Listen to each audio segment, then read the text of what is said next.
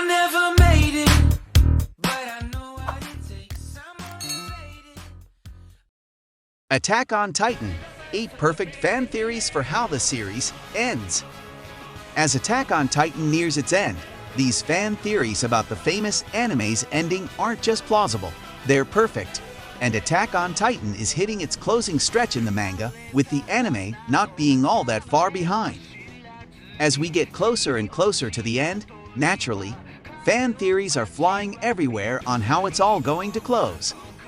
Some of these theories make a lot of sense, and others sound far more like fan fiction than anything else. What's most interesting is that many of the theories from 2 or 3 years ago still hold true today, even with the big reveals regarding Eren and the world at large. That shows what a tightly woven story this is, that there has never been a jump the shark moment. You can feel like Hajime Isayama knew this was where we were heading from the very start. So without further delay, here are 8 fan theories about the end of Attack on Titan that are too perfect to pass on. Number 8. It's Ragnarok. Over the course of the anime and manga, repeated references to Norse mythology could be found and mined for meaning. The most notable one would be Ymir, who in Norse lore is the father of all frost giants. Basically, he's their Odin in a way. His body was even used to help create the earth, ocean, and the heavens themselves, and was the seed of the world at large. Ymir from the anime and manga, meanwhile, follows many parallels to this. That's all Redditors needed to come up with this theory. It's an interesting notion, especially the part about Annie being Fenrir and her connection to the coming Ragnarok. While it's doubtful that it will be a straightforward recreation of Norse mythology, it wouldn't be shocking if Attack on Titan ended on a very somber note, one where the world at large is wiped out and went the way of Asgard. Number 7. Eren is the narrator. This one was first pitched a very long time ago, as in all the way back in 2016. Even now, it's one that could still be possible. Basically, someone is going to end up being the story's overall narrator, so why not let it be someone from the main cast? This theory reminds us of how the narrator in 300 was one of the Spartan soldiers. The biggest hint to this being possible is that the anime's narrator and Eren share the same voice actor. How would this play into an ending? Now, that's the question. So far, all it hints at is that Eren isn't successful in destroying the world, and Eren gets to live long enough to recount the long battle for humanity's future beyond the walls. Number 6.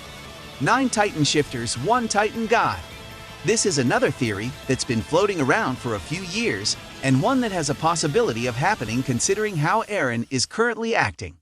Essentially, it's theorized that one of the 9 Titan shifters would eat the other 8 to essentially fuse them into one godlike Titan. Eren, who currently holds the founding Titan, is off his rocker enough to still try this. What's interesting is, this could play out 2 ways.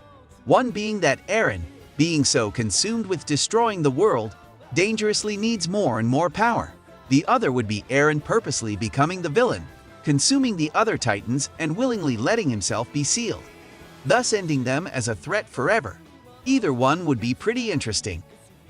Number 5. Time travel will be involved. This one's a theory that's been floating around for a while now, with many wondering if the 2 Erens were actually the same person from the very beginning.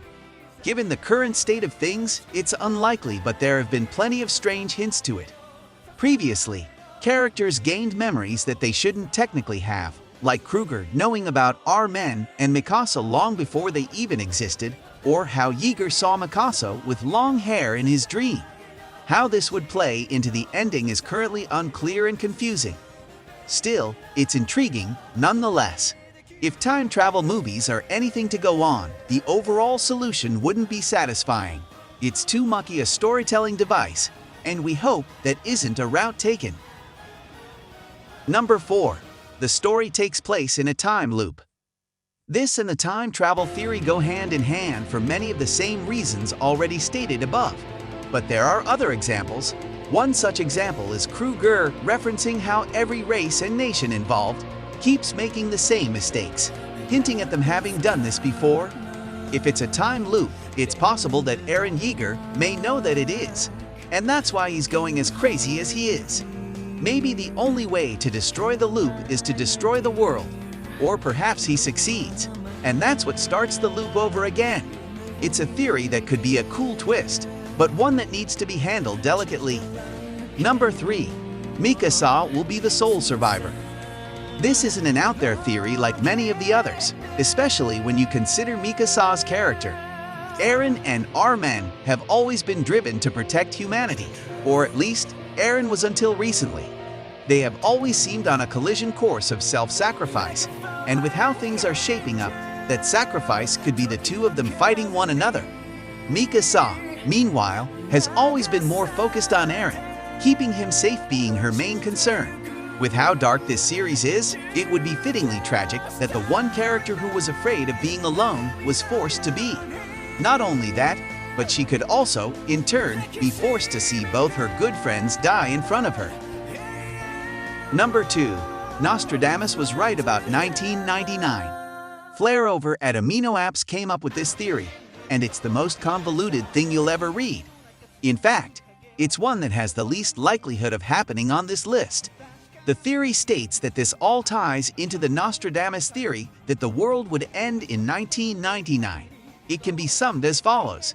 The Attack on Titan world will not end in 1999, but in 999, as one represents some sort of peak, possibly in the Titan power. At that point, either the world as a whole will end completely or it will reset, playing into other theories already on this list. Most people are in the camp of this story not having a typical happy ending. And finally, Eren breaks the cycle. More than a few of these theories end with Eren being a Marta in the same way Dr. Manhattan was in Watchmen, with him being a necessary evil to unite the world against. In this theory, Eren is freeing Ymir from the coordinate to end the constant cycle of Titans in the world. She may even be privy to this plan, explaining why she'd even help him to begin with. She's been waiting 2,000 years for this moment, the moment that it would all end. It's a plausible ending to take, as it seems pretty much a guarantee that Eren is dying in this. It's what happens after. That's the true mystery here.